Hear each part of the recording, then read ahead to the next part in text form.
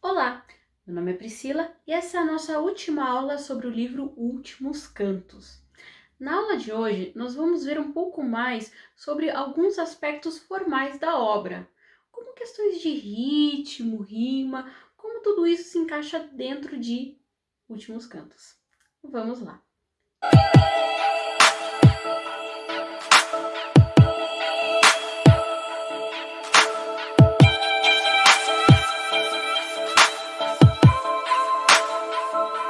Uma coisa que a gente aprende nas aulas de português é que os critérios que a gente usa para analisar a prosa e a poesia são completamente distintos.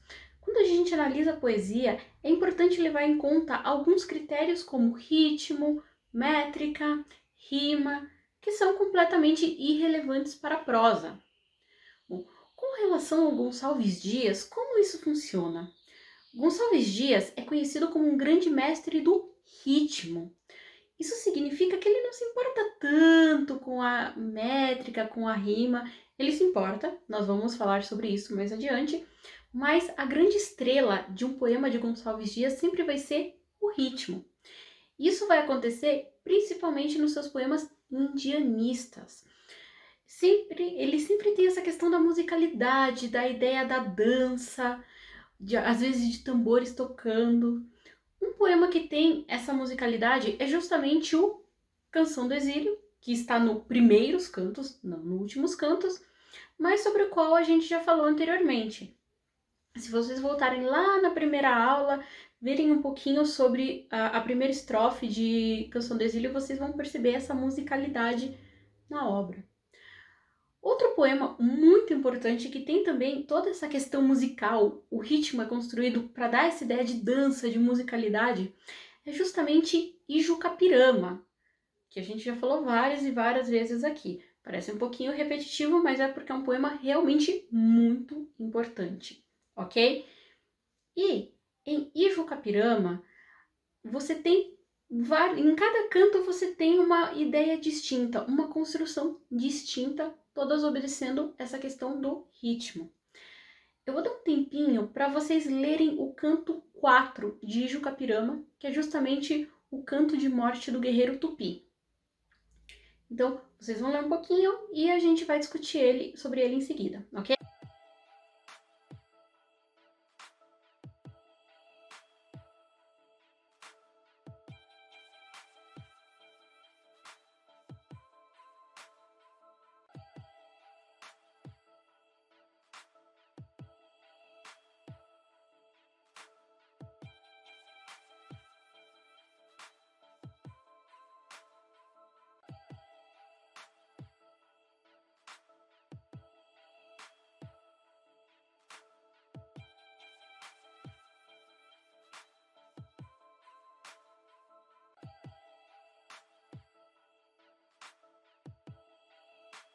Perceberam como as rimas, principalmente nas duas primeiras estrofes, elas dão essa ideia de música?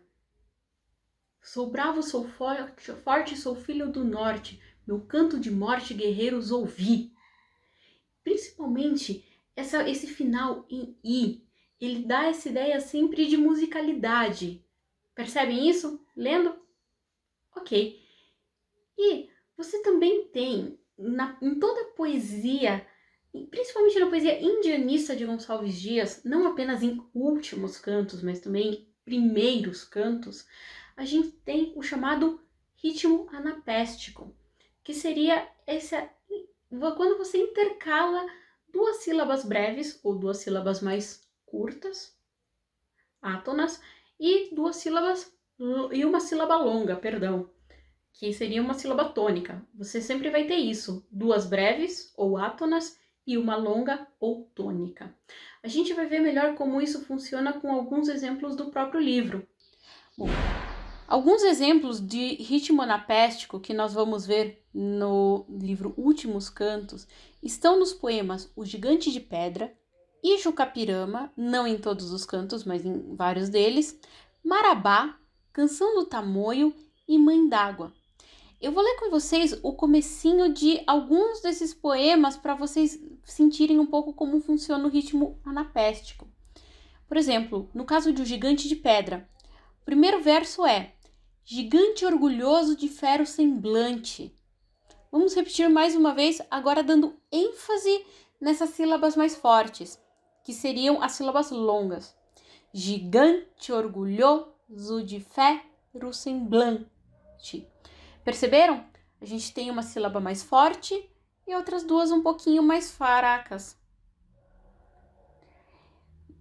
E como outros poemas, por exemplo, em que a gente vai ver isso, é Marabá. Primeiro verso de Marabá. Eu vivo sozinha, ninguém me procura. De novo, repetindo com ênfase nas sílabas mais fortes. Eu vivo sozinha, ninguém me procura. Além do ritmo napéstico, outro recurso utilizado pelo autor para dar essa musicalidade, um pouco essa ideia de dança, vai aparecer justamente em Ijucapirama, no canto 2, onde você tem intercalados 1 metro mais longo e 1 metro mais curto, como vocês estão vendo agora na tela. Essa ideia é justamente para mostrar, dar essa ideia de que os timbiras estavam dançando. Afinal de contas, esse canto se passa durante o ritual do sacrifício. Então, isso é um recurso bem conhecido. Quando a gente for falar um pouco mais de metro, nós vamos ver que Gonçalves Dias ele não era necessariamente muito fiel a um metro específico, como a gente tinha em poesias mais antigas, essa coisa de vou fazer poesia só em decassílabos ou só em heptassílabos. Ele brincava bastante com o metro em seus poemas. Por fim, um outro recurso que nós vamos ter, que a gente não vai ver em poesias americanas, mas sim em alguns poemas de poesias diversas, é o uso do estribilho. O estribilho é uma espécie de refrão e ele tem justamente o seu intuito é justamente o mesmo que a gente tem dos refrões de música, que é essa coisa de ajudar na memorização, ajudar a pessoa a ficar com aquela ideia na cabeça. No caso, não é uma música, mas sim é um poema. A gente vai ter esse recurso em Olhos Verdes e Meu Anjo Escuta. Voltando agora à questão da métrica, como eu falei, do uso de Ijucapirama, Gonçalves Dias, ele realmente não tinha essa fidelidade à métrica que ele tinha ao ritmo. Ele não levava isso muito em conta. Então, por mais que a maioria de seus poemas fossem escritos majoritariamente em versos decassílabos ou heptassílabos, também conhecidos como redondilhas maiores, muitas vezes ele colocava metros distintos no meio de uma estrofe.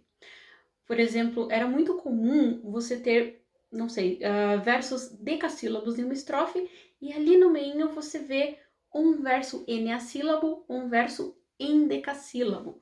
Que, caso vocês não se lembrem, versos endecassílabos são versos de 11 sílabas, ok?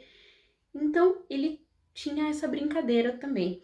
E principalmente em alguns poemas um pouquinho mais longos, como o próprio Jucapirama ou O Gigante de Pedra e outros poemas sobre os quais a gente vai falar um pouquinho depois, você também tinha essa diferença entre partes.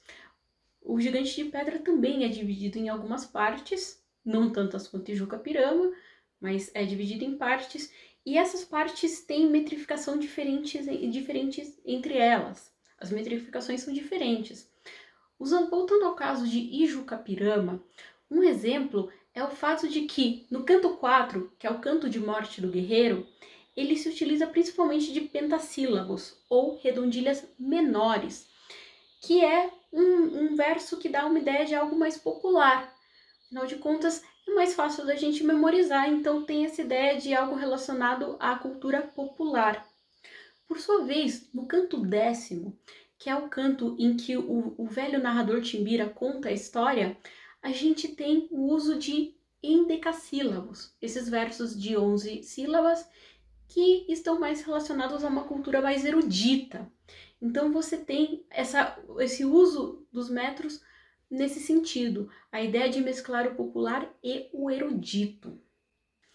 Com relação à rima, Gonçalves Dias também não era tão fiel assim. Tudo dependia da sua intenção. Em alguns poemas que tinham uma inspiração um pouco mais antiga, como por exemplo Por um Ai, que é um poema bastante trovadoresco em sua essência, você vai ver regras um pouco mais fixas nesse sentido.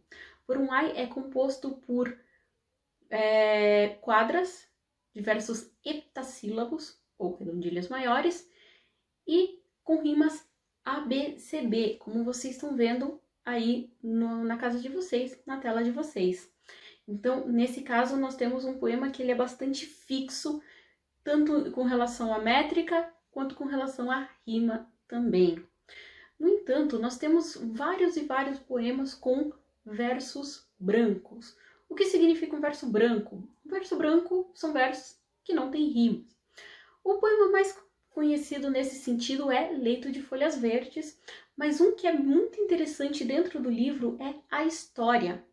Uma outra estrutura bastante comum em Últimos Cantos é o uso de epígrafes iniciando os poemas. As epígrafes vão aparecer em aproximadamente metade dos poemas de Últimos Cantos, e a maior parte delas vem de textos do romantismo europeu. Se vocês se lembram das nossas aulas anteriores, vocês se lembram que Gonçalves Dias era, sim, bastante influenciado pelo romantismo europeu. A maior parte dessas epígrafes vem de textos de Alexandre Herculano, Musset, Lamartine, Lord Byron, e existe uma influência bastante comum de Victor Hugo.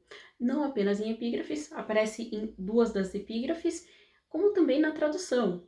Acho que vocês se lembram que eu comentei em algum momento que Canção de Bugo Jargal, por exemplo, é a tradução de uma de suas obras, na verdade de um pedaço de uma dessas obras. E uma curiosidade, esse mesmo fragmento também foi traduzido por Castro Alves alguns anos depois. Bom, voltando às epígrafes, algumas dessas epígrafes vão fugir um pouco da questão do romantismo europeu. Nós vamos ter pelo menos duas epígrafes de textos de Shakespeare, uma delas que vem de Hamlet, e nós temos também pelo menos uma epígrafe que vem de Camões, que é a epígrafe de Olhos Verdes. A gente também tem epígrafes de latino-americanos. De novo, se vocês se lembram, Poesias Americanas recebe esse nome porque Gonçalves Dias tinha dentro de si esse sentimento de pan-americanismo do romantismo, do nosso romantismo. Então, a gente vai ter, além de uma epígrafe do brasileiro Joaquim Manuel de Macedo, que não sei se vocês conhecem ele por nome, mas é o autor de A Moreninha, é mais conhecido por essa obra, que um de seus textos aparece em Flor de Beleza, é a epígrafe do poema Flor de Beleza. Nós também temos epígrafes do cubano Heredia e do argentino Guido y Hispano. Por que eu estou destacando aqui o uso de epígrafes?